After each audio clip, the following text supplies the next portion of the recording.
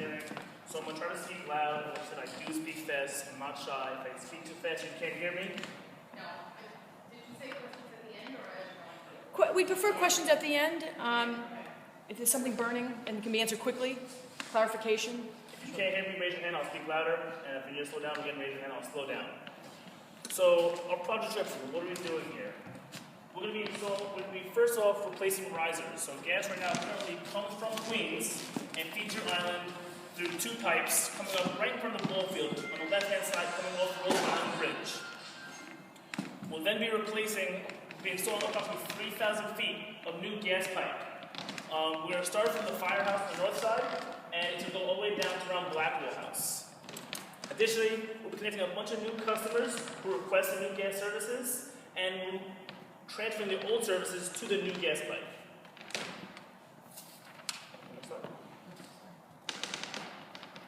So what are some benefits of this project?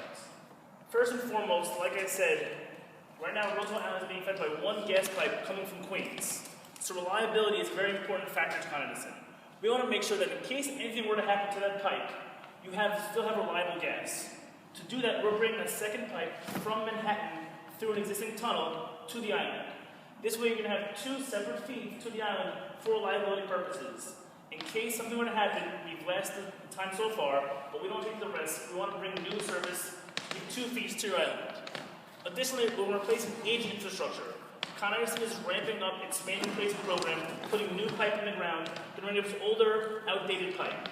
With the new pipe comes new safety features and new things that we're going to install on the services and on the gas main to make things safer for the residents. With the new pipe also comes reduced maintenance work. The current pipe is steel. Steel tends to rust, which requires us to come every year, inspect it to make sure it's not rusting. The new pipe does not rust. It lasts a lot longer, requires less maintenance, which means we'll be on the island a lot less on the gas perspective. And additionally, increase gas capacity to the island. Currently, there's a limited supply of gas, again, because of the one feed to the island. In the past, we've had buildings request gas, and we're not able to meet those needs because of the capacity restraints. This project is going to increase the capacity of the island, so all these buildings who are using electric heat, if in the future they would like to go to gas heat, they're going to have an opportunity that they didn't have before. We also have had a number of requests currently for gas, so these customers are banking on this project to get gas. So, a tentative schedule. So, the phase one of the risers, which is going to again take place in front of the ball field, is looking to start late July, early August. Again, pending when we have permits. Nothing is set in stone.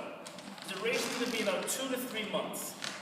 Most of this work is going to take overnight, so you shouldn't really see much disruption. It's going to be not noisy. We're going to go over mitigation strategies later on.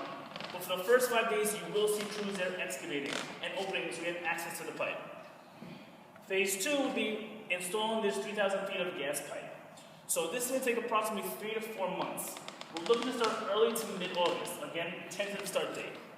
When we're not near the school, we'll be working from 8 to 4 o'clock. When we get near the school, because we know the school has school bus and it's a more dense in traffic, we're going to have shorter duration. We're going to work from 9 to 2:30. Yes, sir? Phase 1, risers, where will that work be? We have a picture of it on the slides, and we'll show you exactly what the riser work's going to be. And Mike's going to talk a little more about the setup of that. So like I said, when we're working near the school, we're going to have a short duration, so 9 to 2:30 to limit disruption. Again, like Caroline said, we work around to make sure we have limited disruptions to the island, so we have stringent sits near the school. And phase 3, in 2016, we're going to do the final work, finally pressurize the new gas main and putting all the existing customers onto this new gas pipe. This is going to allow us to work with the buildings, with the customers, so no one has to lose gas at any moment. We can do one at a time in a nice, easy pace. So our tentative schedule. Now we are going to work with there's a lot of construction going on the island, other facade work and scaffolding that is going to cause disruptions. We're going to work with them so we're not bumping into each other and that we're not causing too much disruptions. Our tentative plan is to start on the north end of the island and work our way to the middle. When we get to the middle, around the school, again, depending on what the work is going on the island, we're going to then replace the pipe in front of the PS 217. We would then go to the south side and work our way up. to the middle. But again, this plan is going to change based on what other work is going on the island to minimize disruptions.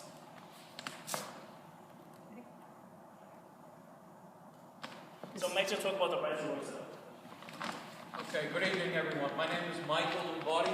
I'm a construction manager for Central Construction. And what my group does is we oversee outside contractors that come to work on our properties. So I have the portion of the work that's going to be going through the tunnel and coming up the risers. So this gentleman asked, where are the risers located? If you can tell from the picture, it's right adjacent to the ball field, Capobianco Field. There's a bus stop right around that area, okay, just before you get to the helix to go up over the bridge. And the first phase of our job will be done during the day. What we consider the more noisy part of the job is to open up the street. And that's going to be done between the hours of 9 and 2. And that should take us about a week to do, to open up the street, excavate, to get ready to remove the risers. There are 2 risers there, 2 8-inch risers that are in 10-inch sleeves, 140 feet deep. So that phase of the job will require disconnecting the risers in the tunnel, disconnecting them at the top of the shaft, and pulling out the risers. Okay? What we expect, we may see on those risers is what's called coal tar wrap. Coal tar in the past, from pipes that we've estimated, normally contains some asbestos material. We have a procedure, time-tested procedure from the DEP to remove that material. We'll be taking it out in 20-foot sections, wrapping the pipe, and putting it in a container for disposal. Yes?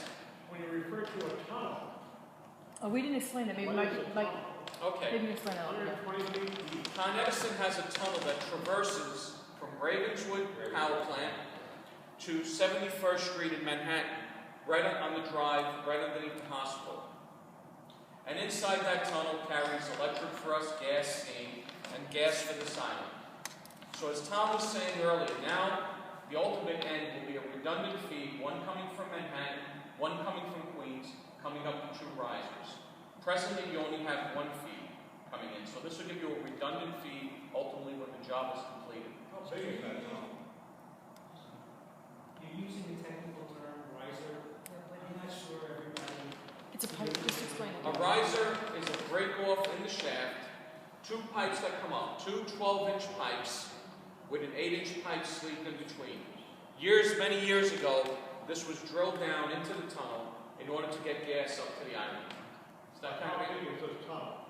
10 feet diameter? The tunnel itself is approximately 10 to 12 feet in diameter, 140 feet down. Goes underneath the river. Yes? Yeah, in past years, there had been some discussion of bringing high-pressure gas lines to the island. Is this high pressure? This is it. Okay, and what is the nature of the piping?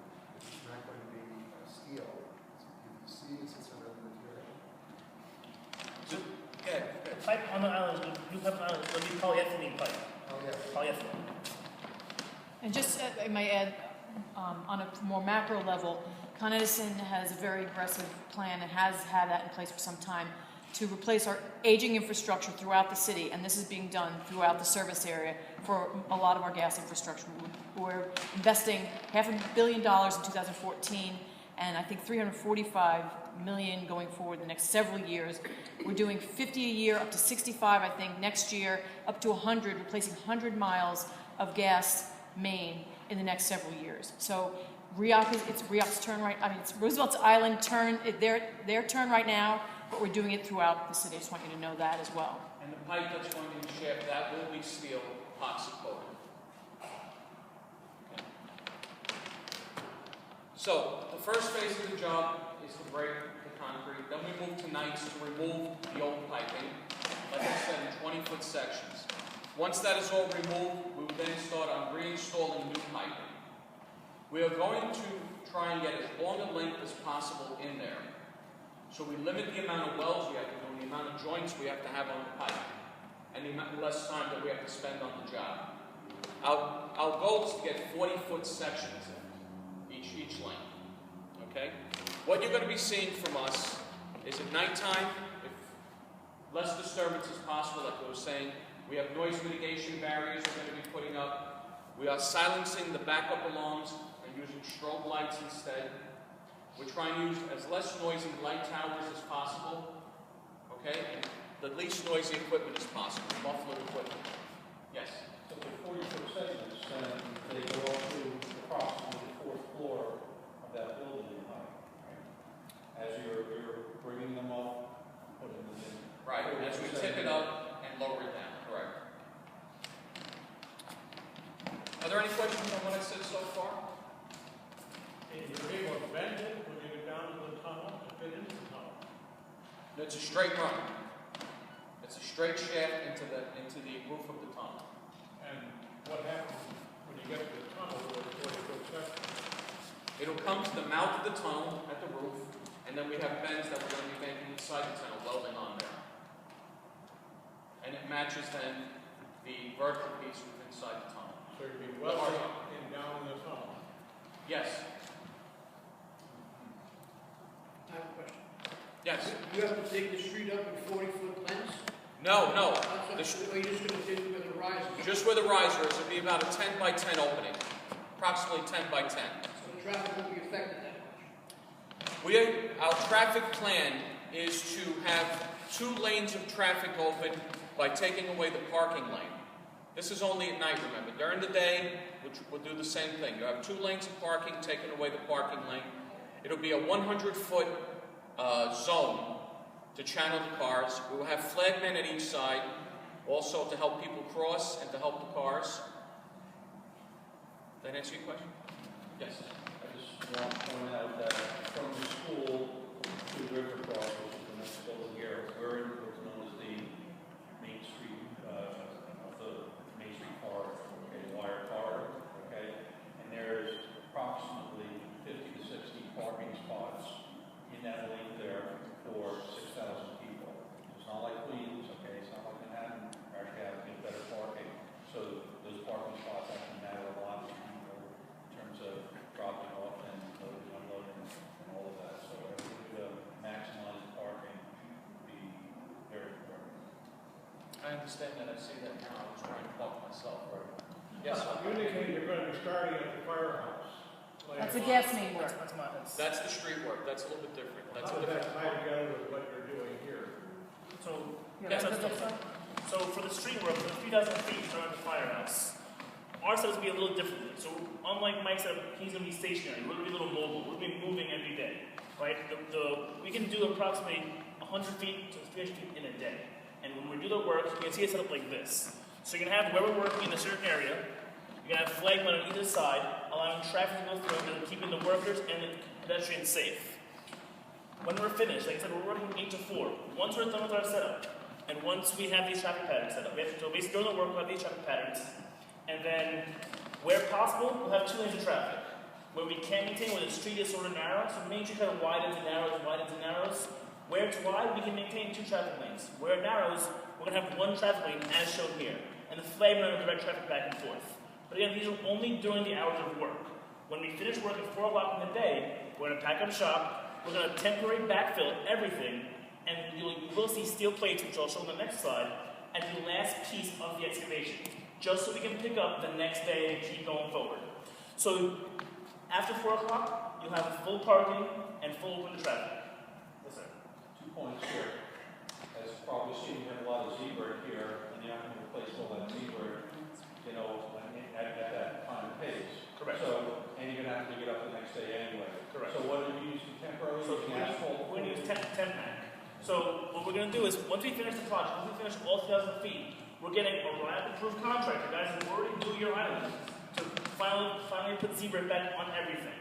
Right. So temporarily, you're going to see the 10 pack while we're still working. Once we're done, we'll have their contractor come and put back all zebra. And then how deep are you laying this pipe?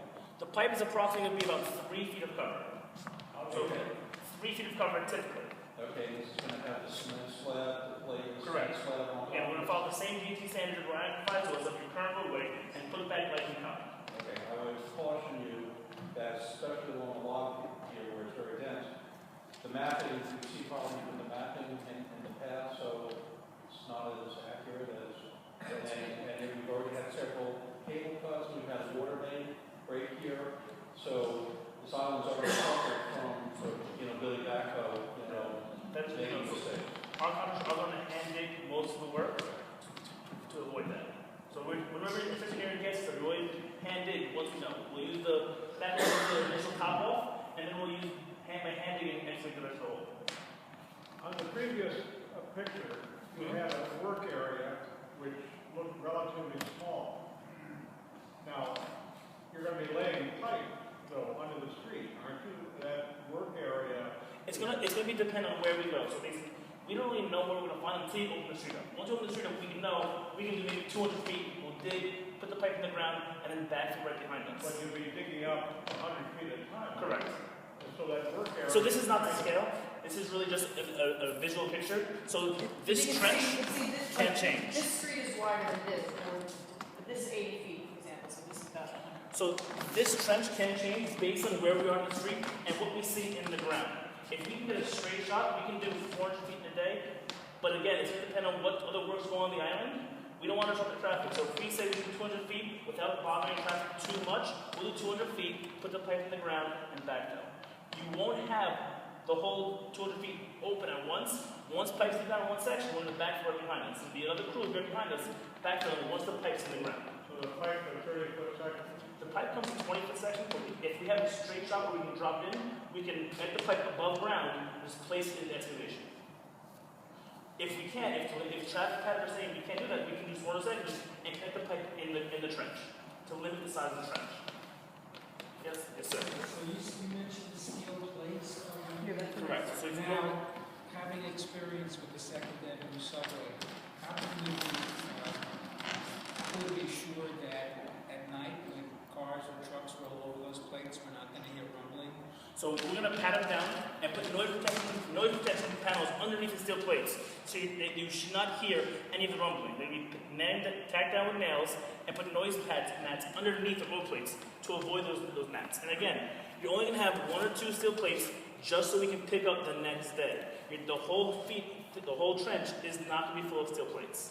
You know, you do a lot of technical stuff here, and I hope, maybe I'm not speaking for everybody here, but I think what we really want to hear is what's going to happen on Main Street, what type of work, what kind of construction work we will be having, how long will that take, and maybe if you could focus on that, more than the technical things of the risers and all that. Because I think that's what Well, we can us- talk about that. We want to tell you what we were doing, and then the Q&A is ask us, what are you thinking?